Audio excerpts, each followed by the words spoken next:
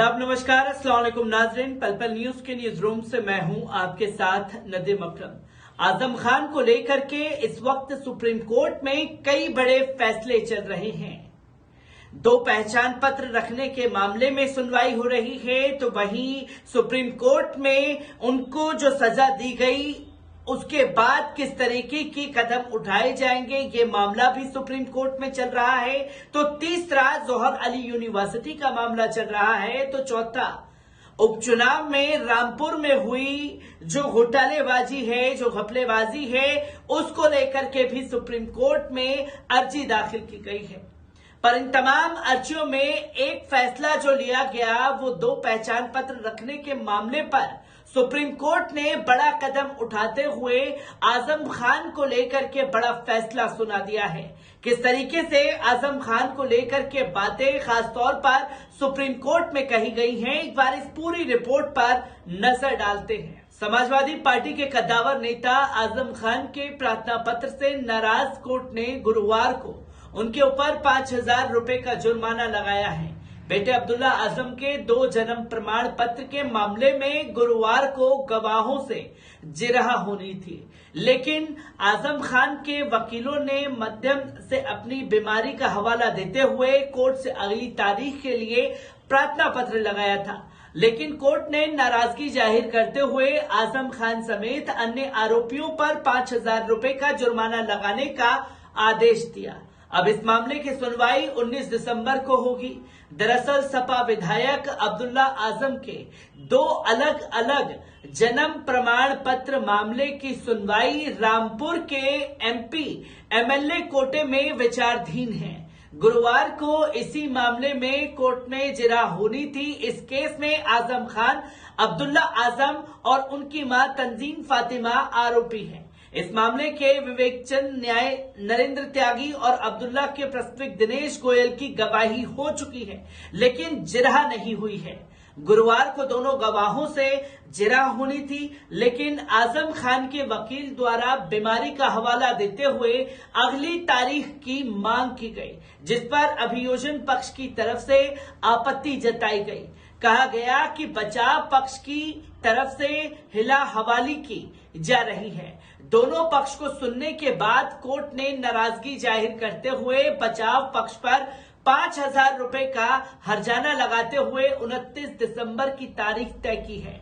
आपको बता दें कि लोकसभा और विधानसभा उपचुनावों के नतीजों के बाद रामपुर और मैनपुरी में सपा और भाजपा के पास एक दूसरे से हिसाब बराबर करने का मौका होगा। शहरी निकायों के चुनाव में दोनों दल एक बार फिर आमने सामने होंगे। रामपुर में जहां भाजपा उपचुनाव में सपा को पटकनी देकर उत्साहित है, तो मैनपुरी की जीत ने भी सपा का उत्साह 7वें आसमान पर पहुंचा दिया है। हालांकि पिछली बार हुए शहरी निकायों के नतीजों पर गौर करें तो रामपुर में सपा का दबदबा रहा, जबकि मैनपुरी के शहरी निकायों पर भाजपा का कब्जा रहा।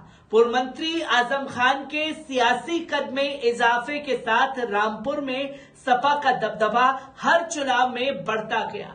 नगर विकास मंत्री रहे आजम खान ने इस जिले के नगर इलाकों में विस्तार की खूब करवाया, जिसका असर यहां की सियासी फिजाओं में तारी रहा।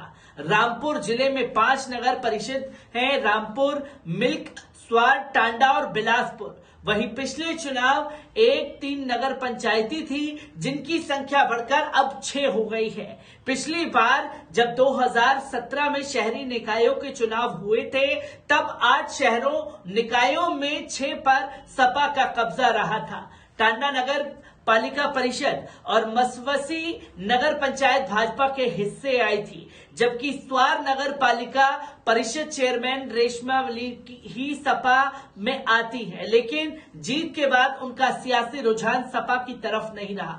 2019 के बाद से जिस तरह चुनाव दर चुनाव भाजपा का फोकस रामपुर की तरफ बढ़ा, उसका परिणाम भी पिछले कुछ चुनावों में सामने दिख रहे हैं। पहले लोकसभा उपचुनाव और फिर विधानसभा उपचुनाव में भाजपा ने ये सीट अपने हक में कर ली। ऐसे में भाजपा उत्साहित है और अब वे पूरी ताकत निकायों पर कब्जा करने में झोंकने की तैयारी में है। ऐसे में निकाय चुनाव दिलचस्प होने का अनुमान भी लगाया जा रहा है। इस बार 3 नगर पंचायतों में पहली बार चुनाव होंगे। मैनपुरी लोकसभा चुनाव में डिंपल यादव की जीत से सपा उत्साहित है। हालांकि 2017 में जब शहरी निकायों के चुनाव हुए थे तब भाजपा उसमें अपना असर छोड़ने में कामयाब रही थी। ऐसे में ये देखना रोचक होगा कि उत्साहित सपा भाजपा का मुकाबला किस तरह करती है।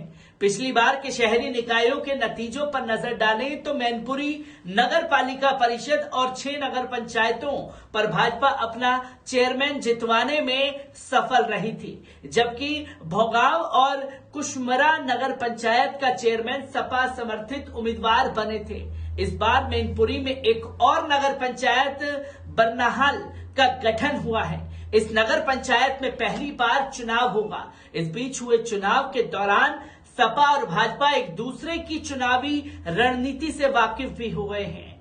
ऐसे में जब कुछ ही अंतराल पर दोनों दल शहरी निकाय के चुनाव में एक दूसरे के सामने होंगे तो मुकाबला रोचक होने की उम्मीद है।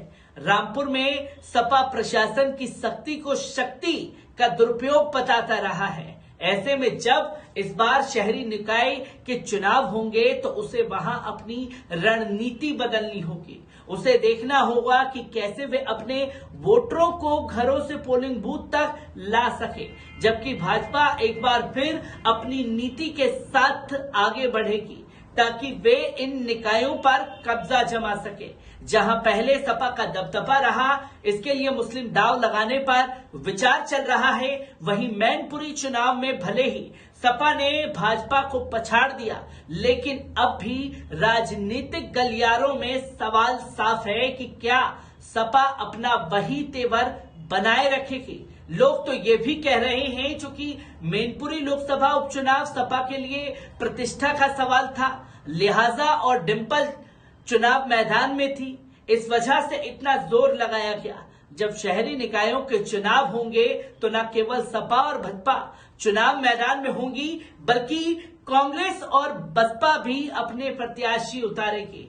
इन दोनों दलों के चुनाव मैदान में उतरने का असर भी सपा और भाजपा के राजनीतिक समीकरणों पर पड़ेगा। देखना दिलचस्प होगा कि इन दलों की भागीदारी किसको कितना नफा नुकसान पहुंचाती है। दोनों दलों का अपना भी कितना असर इन जगहों के चुनाव में रहता है, ये भी देखने वाला सवाल होगा। पर जहां आजम खान को लेकर के सुप्रीम कोर्ट में बड़े फैसले लिए जा रहे हैं, तो वो नगर निकाय चुनाव के लिए समाजवादी पार्टी रामपुर में कैसे वापसी करे, इसके ऊपर तमाम दाव पेच अपना रही है।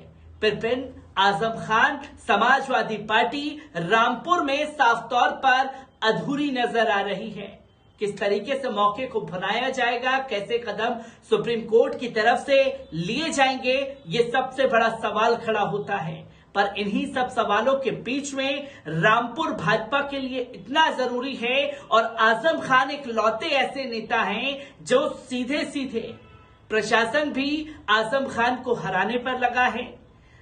भारतीय जनता पार्टी और सरकार उत्तर प्रदेश केंद्र सरकार की आजम खान को हराने पर तुली है, तो वहीं चुनाव आयोग को बार बार रिपोर्ट होने के बावजूद भी कोई सख्त कदम नहीं उठाया जाता। आजम खान के रामपुर से आ रही हर एक तस्वीर आप लोगों के साथ साझा करता रहूंगा। दीजिए इजाजत, शुक्रिया।